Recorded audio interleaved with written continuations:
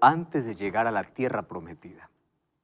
¿Sabes cuál era el centro de atención de ese pueblo? El santuario. El santuario siempre estaba en medio del campamento y todas las tribus se colocaban de manera estratégica allí alrededor del santuario. La idea era que cuando ellos abriesen su carpa, lo primero que vieran era el santuario. Y ese santuario les recordaba la presencia constante de Dios con su pueblo. Lo curioso es que allí no solamente se ofrecían sacrificios todos los días, sino que una vez al año, a lo cual se le llamaba el día de juicio o día de expiación o Yom Kippur, se ofrecían 2 animales, 2 machos cabríos, y allí se iniciaba un juicio o purificación del santuario. Bienvenido, está comenzando Biblia Fácil. Hoy hablaremos acerca de un asunto tan importante que ocurrió en el pueblo de Israel y cómo eso era tan importante para la comprensión de todos los cristianos. Bienvenido, estás con toda tu familia, un grande abrazo para ti, que Dios te bendiga, gracias por acompañarnos. Esta es la 9ª temporada de Biblia Fácil. Si quieres ver las otras temporadas, tú puedes ingresar a nuestro blog nuevotiempo.org/Biblia Fácil. Bienvenidos también, amigos. Qué bueno es compartir con ustedes. Qué bueno es que aquí estemos representando a diferentes países, ¿verdad? Está Ecuador, Perú, Paraguay, Bolivia, Chile, Uruguay, Argentina. ¿Qué país me estoy olvidando? ¿Está todo? ¿Algún país no mencioné? Está todo, ¿no? Bueno.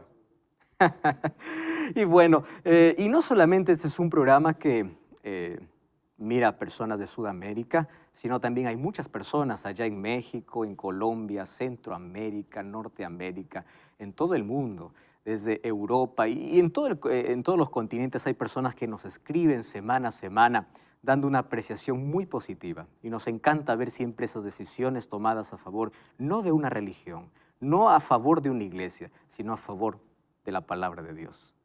En este tiempo final, la palabra de Dios tiene que ser exaltada. No un hombre, no un líder, no una placa de iglesia, sino la Biblia. Y gracias por acompañarnos siempre en este estudio. Hoy vamos a hablar sobre un tema tan interesante. Nuestro tema será un cordero y un macho cabrío. ¿Escucharon ustedes hablar acerca de machos cabríos? Su equivalente sería un buey, ¿verdad? A un lenguaje más simple. ¿Recuerdan ustedes en Daniel 7? Esto nos va a ayudar para introducir el tema de hoy. Daniel 7 hablaba acerca de 4 bestias. ¿Cuál era la primera bestia? Un león. La segunda, un oso. Tercera, un leopardo. Cuarta, una bestia terrible. Estas 4 bestias representaban a los 4 mayores imperios en el mundo, que por supuesto hoy son historia. Babilonia, Medo-Persia, Grecia y Roma. Solo que de Roma quedaría algo hasta los últimos días, como nos mostraba en el sueño de Nabucodonosor. Ahí encontramos entonces el equivalente. Dios mostró a Nabucodonosor el suceso de los imperios, pero le mostró solamente la parte política, la lucha entre ellos. Sin embargo, Dios mostró la misma visión al profeta Daniel y a ese suceso de imperios, a ese proceso, a esa lucha, aumentó un elemento, que es el elemento religioso. Es decir, no solamente cómo se mueve el mundo en la política, sino que cómo se mueve el diablo detrás de todo eso. A veces nosotros estamos entretenidos, ¿verdad? Mirando aquí problemas, crisis, política por acá, política por allá, pero no sabemos que hay un poder actuando de la misma manera, pero en contra de los hijos de Dios. Y Dios está al control de la historia, pero el diablo también quiere romper los planes de Dios. El diablo sabe que está perdido, sabe cuál es su final, pero trata de impedir, trata de atrasar, trata de meterse, trata de interferir para que Dios no cumpla sus planes. Sin embargo, sabemos que Dios siempre es el victorioso. Ahora, lo interesante es que en la 4ª bestia, que era terrible, la cual representaba Roma, y cuando hablamos de Roma en sus 2 fases, ¿se acuerdan? La Roma imperial y la Roma papal. Porque cuando los césares salieron del escenario, ¿quién quedó en la silla de César? El Papa. Entonces, es por eso que esta bestia apareció con 10 cuernos. Esos 10 cuernos dice la Biblia que serían 10 reyes.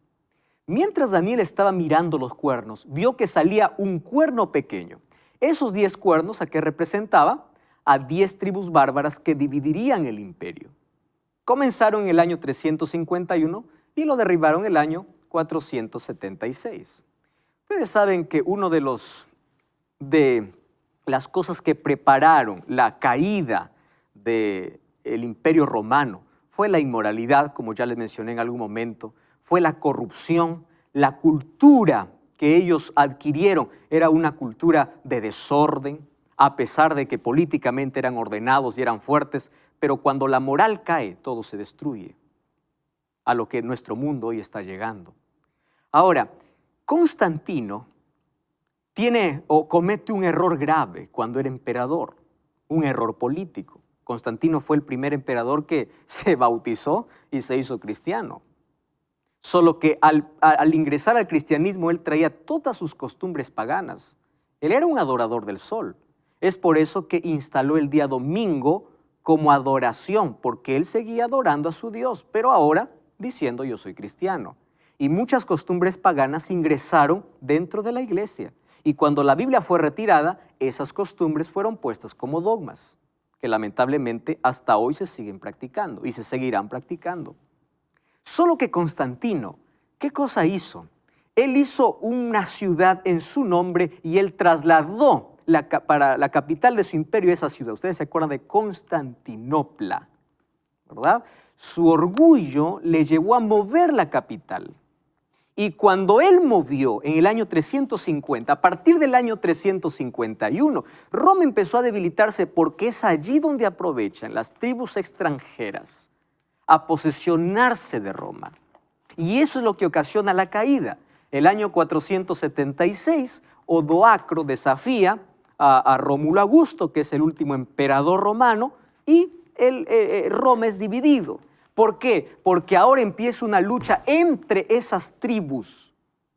Ahora, esas 10 tribus formaron lo que hoy conocemos como Europa. Ahora, también nosotros hemos visto que a partir del año 538 es recién donde el Papa tiene un poder absoluto. Antes no. ¿Qué sucede en el año 538? Desaparece la última tribu que estaba en oposición contra el Papa. ¿Recuerdan que habían 3 tribus que estaban en oposición? Muy bien. Desaparece. ¿Por qué? Porque los eliminan.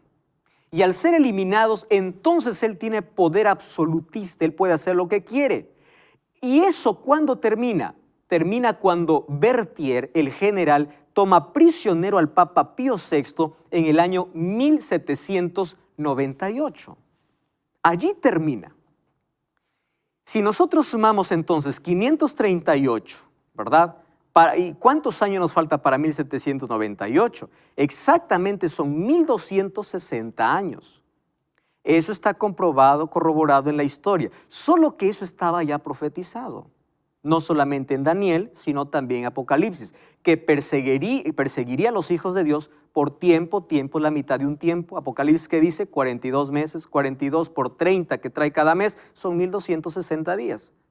Y 1200, si nosotros aplicamos día por año, como se debe aplicar en profecía, hoy lo vamos a ver eso, entonces da 1260 años. La profecía es exacta, totalmente. Ahora entramos al capítulo 8. Y en el capítulo 8 se nos presenta ya no los 4 imperios, sino 2.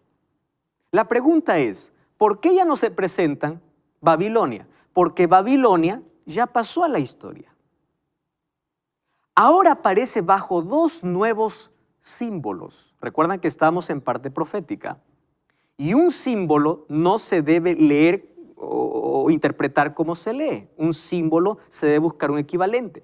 Solo que aquí no necesitamos interpretar porque un ángel le da la interpretación a Daniel y le dice, mira, lo que te he mostrado o lo que tú has visto significa esto. Ahora aparece en el escenario 2 animales. Un carnero y un macho cabrío. Miren el capítulo 8 de Daniel. Vamos a abrir la Biblia. Daniel capítulo 8. Es interesante. En el año tercero del reinado del rey Belsasar, aquí está retrocediendo Daniel a cuando Babilonia todavía existía. Yo, Daniel, tuve una visión después de aquella visión que había tenido antes. Yo estaba en Susa, que es la capital del reino. Recuerden que ahora están en el reino de ¿quién? De Medo-Persia. En la provincia de Elán, en la visión yo veía que estaba junto al río Ulai. Alcé mis ojos y miré qué cosa dice. Un carnero que estaba delante del río. ¿Qué tenía este carnero? 2 cuernos. Y aunque los cuernos eran altos, ¿qué cosa dice? Uno era más alto que el otro. ¿Ustedes se acuerdan del oso? ¿Qué cosa tenía el oso? Una parte más alta que la otra. ¿Qué cosa tiene el carnero? 2 cuernos. Solo que uno es más alto que el otro. Y el otro creció más. ¿A qué se está refiriendo? A Persia, que creció más que Media. Vi al carnero que hería con los cuernos, fíjense qué dice, ¿a dónde? Al poniente, al norte y al sur. ¿En cuántas direcciones? 3. ¿Recuerdan que el oso tenía 3 costillas en la boca? Correcto. Ahí están las 3 direcciones, las 3 conquistas de Media y Persia, a Egipto, a Babilonia y a Lidia. Pero ustedes pueden decir, bueno, ¿y cómo sé de qué representa ello? Vayan al versículo 20, vamos a dejarnos de misterios. El versículo 20 tiene la interpretación. Dice así, en cuanto al carnero que viste que tenía 2 cuernos, ¿qué cosa dice ahí la Biblia? Estos son los reyes de Media y Persia. ¿Necesitamos aquí crear algún símbolo, decir quién representará? No, está explicado. Entonces, ahora Medo-Persia está representado ¿con qué? Como un carnero, ¿correcto? Solo que aquí, ¿por qué cambia de imagen? Esa es la pregunta. Porque Dios muestra a Daniel un trasfondo diferente. Detrás de la lucha entre Medo-Persia y Grecia, Dios quiere mostrar 2 animales que eran representados en un sacrificio especial que tenía el pueblo de Israel. Ustedes saben que el pueblo de Israel todos los días ofrecía un cordero. Ese cordero, ¿a quién representaba? A Cristo. Es por eso que cuando Cristo muere en la cruz, no necesitamos sacrificar más corderos. ¿Cuándo se sacrificó el primer cordero? Cuando Adán y Eva pecaron. ¿Recuerdan que Dios le dice a Adán y Eva, el día que comen de cierto morirá? ¿Recuerdan eso? ¿Murieron o no murieron ese día? No murieron. Uno dice, entonces Dios mintió. No mintió. Un cordero murió en el lugar de Adán y Eva. Ese cordero, ¿a quién representaba? A Cristo. Desde ahí comenzó un camino de sangre para que el pueblo entendiera que si yo no muero es porque alguien tomó mi lugar y es Jesús. Un cordero era sacrificado todos los días. Cuando Jesús murió en la cruz y dijo consumado es, se acabó el sistema de sacrificios. Ese es el tipo de ley que fue anulada en la cruz. Ceremoniales, ceremonias. ¿Recuerdan a Juan cuando vio a Jesús qué cosa dijo? Este es el Cordero de Dios que quita el pecado del mundo. El verdadero Cordero de Dios. Ahora, aquí es representado por un carnero que entraba en un día especial. Ahora lo vemos. Vamos a seguir en el versículo 2, ¿les parece? O en el versículo 3 de Daniel 8. No, mejor vamos al versículo 5. Mientras yo consideraba esto, ¿qué cosa venía? Dice, un macho cabrío. Wow. Ahora, ¿quién es este macho cabrío? Del lado del poniente sobre la faz de la tierra, y venía sin tocar la tierra. Y aquel macho cabrío tenía un cuerno notable en sus ojos. Vino hasta el carnero de 2 cuernos que yo había visto en la ribera del río, corrió con furia, lo vi llegar junto al carnero, se levantó contra él, lo hirió con sus 2 cuernos, el carnero no tenía fuerzas para hacerle frente, lo derribó a la tierra, lo pisoteó y no había nadie quien lo defendiese. Versículo 8, el macho cabrío creció en gran manera, pero cuando estaba en su mayor fuerza, de aquel gran cuerno fue quebrado. Y en su lugar salieron otros 4 cuernos notables hacia los 4 vientos del cielo. ¿Recuerdan ustedes en la visión anterior un leopardo con 4 cabezas? Aquí que aparece un macho cabrío con 4 cuernos. ¿Y quién es ese cuerno que sale? Vamos al versículo 22 entonces. ¿Qué cosa dice? En cuanto al cuerno, el versículo 21, el macho cabrío, ¿qué cosa dice? Es el rey de Grecia. Y el cuerno que tenía entre sus ojos, ¿a quién es? El rey primero. ¿Y quién fue el primer rey? Alejandro. Ustedes se dan cuenta como cada vez que la profecía se repite hay una mayor luz para su comprensión. ¿Y por qué se repite? Porque aquí van a haber más detalles. Es así como Dios muestra el plan. Cada vez mayor luz, mayor revelación. Primero a pocos, ¿verdad? Para que pueda comprender el ser humano. Ahora fíjense una cosa. Ahí en Daniel 8 vemos entonces una pelea. ¿Entre qué? Entre un carnero y un macho cabrío. Cuando dice que venía sin tocar la tierra, ¿recuerdan ustedes que el leopardo cuántas alas tenía? 4. ¿Qué significaba las alas? Velocidad. Cuando dice que venía sin tocar la tierra, ¿qué decía? Era imparable. Alejandro con 35,000 soldados empezó a conquistar en medio de 10 años casi todo el mundo antiguo. Se hizo un imperio poderoso. Ese cuerno visible, entonces se trata de Alejandro. Alejandro tuvo 3 batallas antes de vencer al rey de Media, la batalla de Granico, de Isos y de Arbela. En el año 331 pisoteó literalmente a Medo-Persia, aunque tenía más de 1 millón de soldados. Lo pisoteó. Entonces, en esa lucha encontramos a 2 imperios. Babilonia ya está en la historia. ¿Qué imperio está? Medo-Persia y Grecia. Correcto. Ahora, miren cómo lo pisoteó. Alejandro derribó por tierra, los pisoteó sin que nadie lo auxiliase. Como dice la Biblia, Susa fue saqueada. Persépolis, la capital de los persas, fue despojada y quemada. Para llevar las riquezas se necesitaron 10,000 mulas y 5,000 camellos. ¿Qué cosa les ofrecía Alejandro a sus soldados? Riqueza. Y miren la riqueza que había allí. Llevó de Susa, solo de Susa, 1,180 toneladas de oro. ¿Qué les parece? No hubo nadie quien lo defendiese, dice. Lo saqueó. Lo arruinó, lo derribó, desapareció allí en la batalla de Arbela en el año 331. Allí Medo-Persia pasa una vez más a la historia. ¿Y quién es el imperio que ahora brilla? Grecia. Ahora, ¿qué cosa sucede?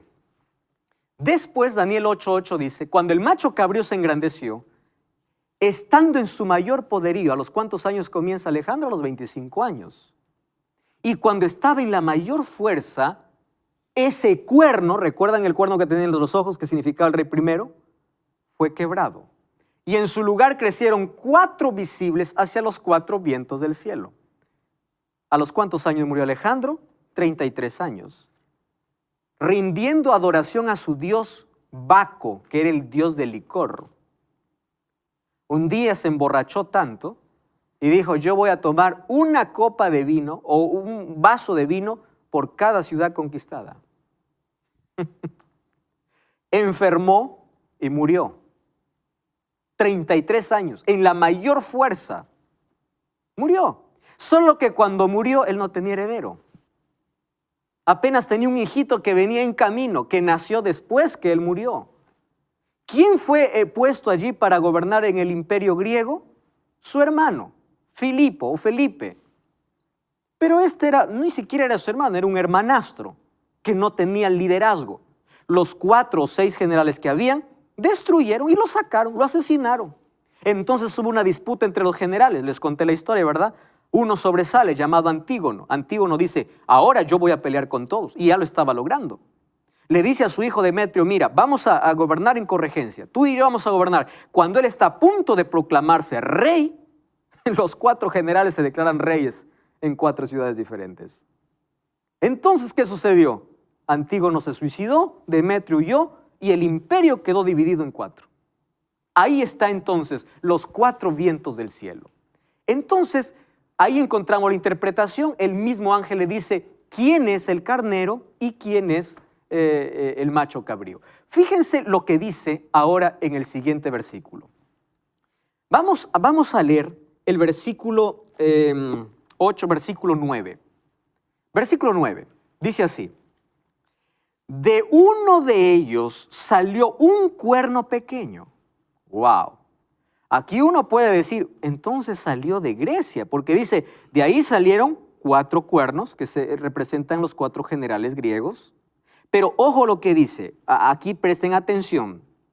¿Hacia dónde fueron los cuernos? Hacia los 4 vientos del cielo. ¿Qué está haciendo referencia? 4 direcciones diferentes. ¿Correcto? Ahora dice, no dice de uno de los cuernos. ¿Cuál es la última palabra que aquí menciona? Vientos.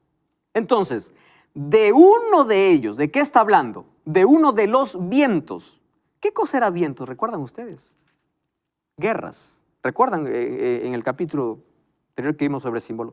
De una de esas guerras, de esos conflictos, salió un cuerno pequeño. No salió de los 4 generales, sino de entre esas guerras por el poder. Vino un cuerno pequeño que creció mucho hacia el sur, hacia el oriente y hacia la tierra gloriosa. ¿Saben a qué llamaban tierra gloriosa? Al pueblo de Israel. Dios lo había llamado tierra prometida. Entonces aquí está hablando de Roma imperial, que está conquistando de manera horizontal, es decir, territorio. Esta es la Roma imperial. Versículo, ¿qué dice el versículo 10? Creció hasta llegar al ejército del cielo y parte del ejército de las estrellas se echó por tierra y las pisoteó. Wow, aquí no está hablando ya de la Roma imperial.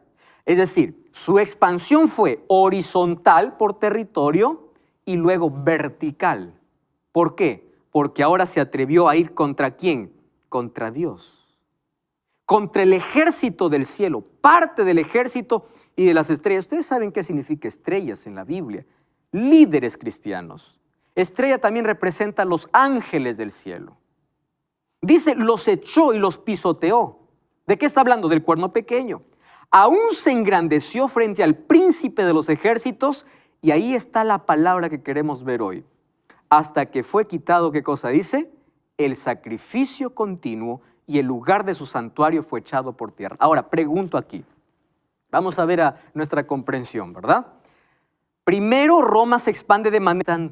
Todos los temas que nosotros estamos viendo en esta temporada. Puedes solicitarlo, te va a llegar totalmente gratis a casa si solamente nos envías un WhatsApp, más 5512 98 100 1460. Si vives, por supuesto, dentro de Sudamérica. Si vives fuera de Sudamérica, entonces puedes descargar también el curso totalmente gratis de estudielabiblia.com.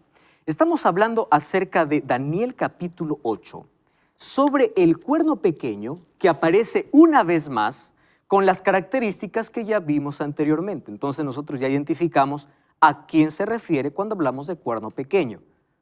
¿Qué cosa es cuerno? Poder, ¿correcto? Muy bien.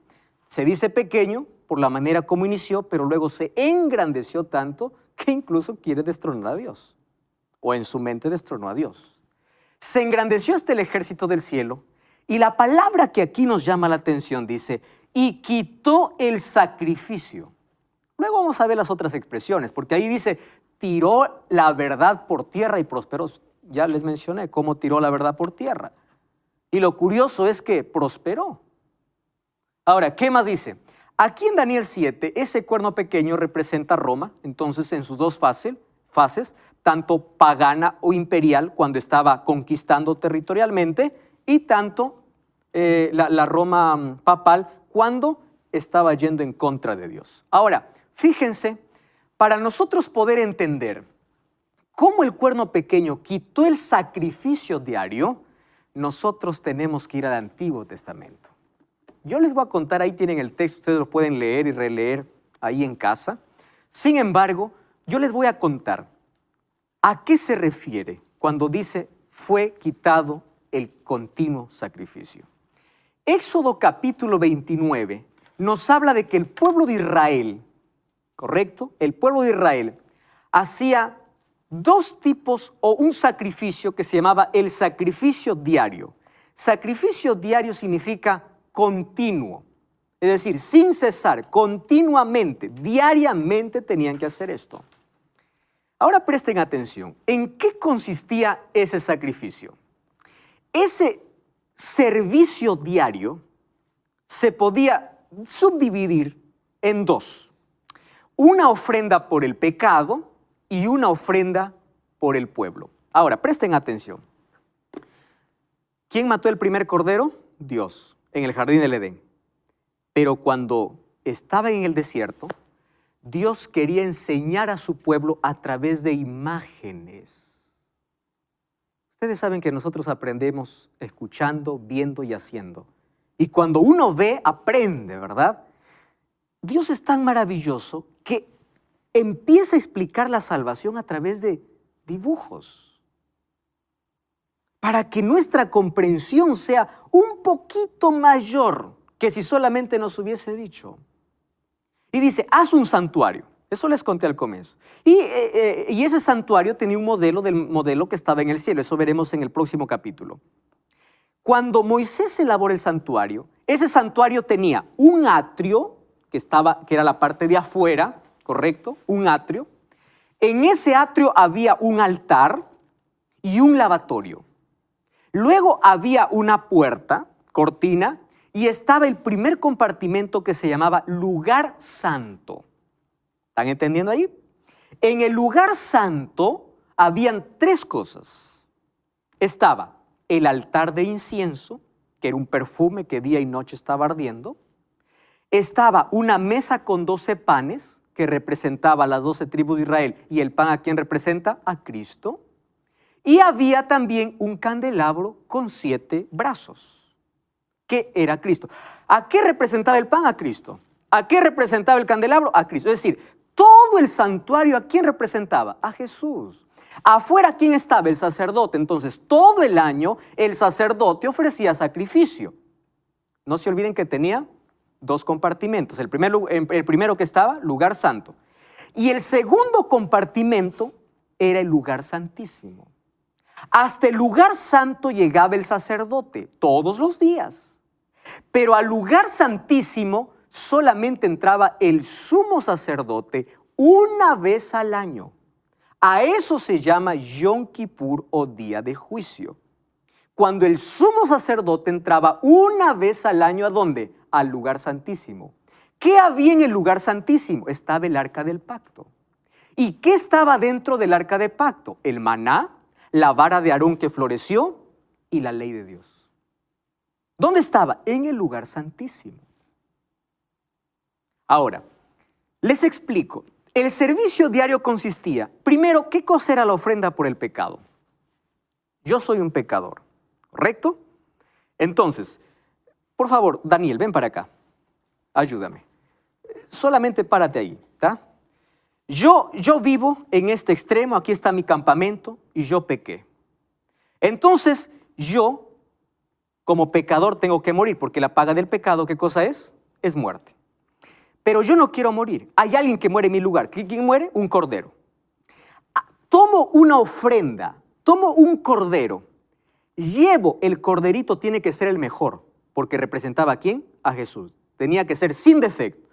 Tomaba el cordero y me iba ¿a dónde? Al sacerdote. ¿Dónde me estaba esperando? Ahí afuera, en el atrio, afuera. Porque afuera estaba el altar del sacrificio. Yo ingresaba y yo traía mi corderito, que era el animal más puro e inocente. Entonces tú, Daniel, vas a representar al sacerdote. Yo vengo con el cordero y yo no voy a permitir, yo no te voy a dar que tú mates el cordero, sino que tú como sacerdote me vas a entregar un cuchillo, ¿correcto? Entonces, yo recibo el cuchillo y yo mato el cordero. Es decir, yo mismo, ese cordero está muriendo por mi culpa. Degollo el cordero, su sangre. Aquí me ensucia, pero yo estoy limpio por dentro. ¿Qué cosa haces tú como sacerdote? Tú tomas la sangre del cordero y ¿a dónde te diriges? Al lugar santo. ¿Correcto? Ahí en el lugar santo, junto a los cuernos del altar donde estaba el altar del incienso, esparces la sangre. Tú sales y yo estoy esperándote aquí. Cuando tú sales, dices, solucionado. ¿Qué quiere decir? Antes de que yo mate el cordero, ¿sabes qué cosa ocurrió? Yo cerré mis ojos, recuerda que tú eres sacerdote, yo cerré mis ojos y puse mi mano encima de la cabeza del cordero. ¿Qué cosa estaba haciendo? Confesando mi pecado. No te confesaba a ti. ¿A quién confesaba? Al cordero. Entonces mira, ¿cuál es tu función? Mi pecado era transferido ¿a dónde? Al cordero. Tú tomabas la sangre y ¿a dónde metías el pecado? Al santuario. Entonces mi pecado iba de mi pecado al cordero. El sacerdote todo lo que hacía era tomar esa transferencia y ¿a dónde lo llevaba? Hacia el santuario. Gracias, Daniel. Ahora escuchen lo siguiente. Así funcionaban las cosas. Además, el sacerdote, ¿qué cosa era lo que hacía todos los días? Ofrecía un sacrificio todos los días, en la mañana y en la tarde. Ustedes recuerdan que Daniel oraba 3 veces al día. ¿Y oraba en dirección a dónde? ¿Por qué? Porque era hora de sacrificio. ¿Y por qué sacrificaba el sacerdote un cordero? Por aquellos que estaban tan lejos y no podían venir. Ahí había un cordero sacrificándose por ellos. Por aquellos tan pobres que no tenían algo que traer. Ahí había un cordero sacrificándose. Eso era ¿qué cosa? El servicio diario. ¿Comprenden? Ahora, mi pecado era transferido ¿a dónde? Al cordero. El sacerdote lo transfería ¿a dónde? ¿Dónde paraba mi pecado entonces? En el santuario. Entonces el santuario funcionaba como un tipo de almacén. ¿Correcto? Todos los días ingresaba simbólicamente el pecado. Eso era símbolo. Allí el sacerdote ingresaba, colocaba la sangre, volvía y era perdonado. Y ese cordero representaba a Cristo. Ahora, ¿qué sucedía entonces? Como todo el año entraba pecado al santuario, ¿qué necesitaba el santuario? Ser limpiado, ser purificado. Esa purificación se llamaba expiación o día de juicio. ¿Comprenden ese asunto? ¿Por qué día de juicio? Ese día era diferente. Allí no actuaba el sacerdote. ¿Quién entraba en escena? El sumo sacerdote. ¿Qué hacía el sumo sacerdote? Él traía un becerro, traía un carnero y primero tenía que purificarse él, pedir perdón por él y por su familia. Porque él ahora no ingresaba al lugar santo, sino ¿a dónde? Al lugar santísimo. ¿Y qué descendía al lugar santísimo? La Shekinah, la gloria de Dios. Ahí estaba Dios. Entonces el sumo sacerdote tenía que purificarse. ¿Qué cosa ocurría ese día? ¿Por qué era diferente? De paso, había un solo día al año y ese día tenía que hacerse. Era el 10º día del 7º mes, que era el mes de Tishri. Para nuestros días sería el 22 de octubre de nuestro calendario. Esa era la fecha. Recuerden que este es calendario judío, nosotros tenemos el calendario gregoriano. ¿Correcto? Ahora, ese 22 de octubre era día de expiación. ¿Qué sucedía entonces en el servicio anual? Esos los detalles están en Levítico capítulo 16. En ese servicio anual traían 2 machos cabríos y echaban suertes. Uno era para Jehová y el otro era para Azazel. Azazel era el nombre de Satanás que se daba allí. Entonces, quien salía sorteado por Jehová moría. ¿Correcto? Moría, lo mataban. Solo que la sangre de ese macho cabrío por Jehová ya no entraba como transferencia porque era sangre limpia. Recuerdan que la sangre que hacía ingresar el sacerdote estaba contaminada porque llevaba mi pecado. Este macho cabrío no lleva el pecado de nadie. Es puro. El sumo sacerdote toma la sangre del macho cabrío y ¿a dónde se dirige? Ya no al lugar santo, al lugar santísimo. En el lugar santísimo, allí empieza a esparcir 7 veces la sangre. Sale, después que ha hecho expiación, obviamente ha pedido perdón por él y por su familia. Sale, y cuando sale empieza a hacer lo mismo con cada mueble del santuario. ¿Qué está haciendo el sumo sacerdote? Purificando. ¿Con qué se purifica? Con sangre. Sangre limpia, ya no contaminada. Cuando sale el sumo sacerdote, el pueblo está fuera asustado, porque es un día de juicio. Quien no estaba preparado moría. Entonces, cuando sale el sumo sacerdote, ¿quién viene? El otro ¿Recuerdan el otro animalito? ¿Por quién fue sorteado? Por el que representaba a quién, al diablo. Acabó aquí de purificar, sale el sumo sacerdote, coloca sus manos sobre ese macho cabrío. Quiere decir, todos los pecados que entraron al almacén, ahora vamos a tirar al basurero. Ese animalito representaba el basurero final. Porque ¿a quién representaba el diablo? Finalmente, algunos dicen el diablo entra en la escena de santificación. No, el diablo solamente es el responsable por todos los pecados que hizo entrar ¿a dónde? Al santuario. Entonces se confiesa allí delante de ese animal y dos hombres llevan a ese animal ¿a dónde? Al desierto. Muy lejos. Y ahí tiene que morir ese animal. ¿A qué representa eso?